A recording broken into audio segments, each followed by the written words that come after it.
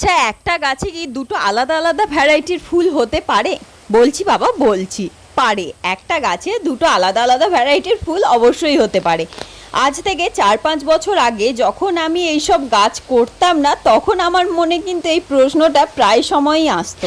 আমি অন্য অনেকেরই গাছে দেখেছি, বিশেষ করে জবা গাছে আর বাগানবিলাস গাছে, যে একটাই গাছ অথচ তাতে ফুল ফুটছে আলাদা আলাদা কালারের। এটা সম্ভব গ্রাফটিং এর মাধ্যমে। এবার প্রশ্ন আসতেই পারে যে দিদি, এই গ্রাফটিং জিনিসটা কি? গ্রাফটিং হলো দুটো গাছের অংশ, একটি গাছের কাণ্ড এবং অন্য গাছের মূল একসাথে যুক্ত করাই হলো গ্রাফটিং।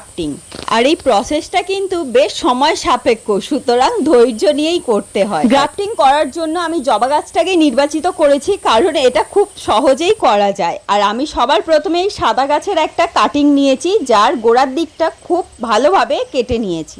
এবার এই লাল জবা গাছের ডালটা একটুখানি কেটে সাদা গাছের ডালটা সেখানেতে দিয়ে প্লাস্টিক দিয়ে ভালোভাবে বেঁধে দিলাম এয়ার টাইট করে। এখন আর তেমন কিছুই করার নেই, শুধু সময়ের অপেক্ষা। আচ্ছা তোমরা বলো তো, এই যে নতুন চারাটা তৈরি হবে, এটা কি রঙের আমি ফুল পাবো? আর যে সাদা জবার ডালটা নিয়েছিলাম, তার প্রতিটা পাতা কিন্তু এখন ছেঁটে দিতে হবে।